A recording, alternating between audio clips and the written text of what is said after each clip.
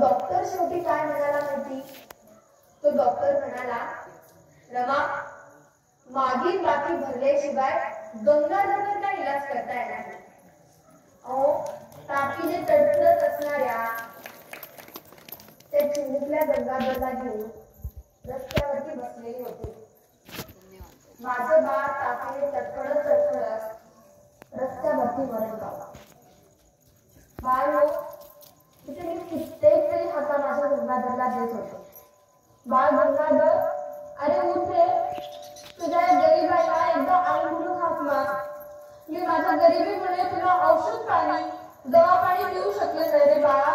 एकदा उठ रे, तुझ्या आईला एकदा आई म्हणून हाक मार. कोयनो लाखो काय करोडो काय कित्येक तरी हाका मारल्या मी माझ्या बाळाला, पण माझं बाळ नाही उठलं. त्याने एकदा मला आई म्हणून हाक मार दिली. माझं बाळ तापीने तडफडून तडफडून रस्त्यावरती मरण पावलं. रस्त्यावरती कित्येक तरी डॉक्टर होते जे आजूबाजूने फिरत होते, पण माझ्या खिशामध्ये माझ्याकडे एक कुठली कवडी नव्हती. म्हणून माझ्या बाळाला मी औषध पाणी करू शकले नाही. म्हणून माझं ते चिमुकलं बाळ तापीने तडफडत तडफडत रस्त्यावरती मरण पावलं. रस्त्यावरती तरी पण बाळाला मी मात्र माझा धीर सोडलेला नव्हता.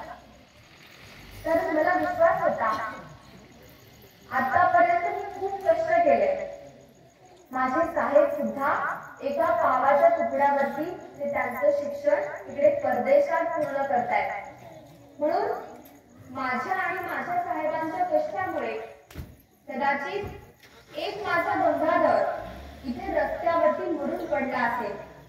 परंतु माझ्या आणि माझ्या साहेबांच्या कष्टामुळे तुम्हा कोट्यावधी लेकरांमधून कोट्यावधी गंगाधर उभारणार होते. मला त्याचा अभिमान होता बाळांना.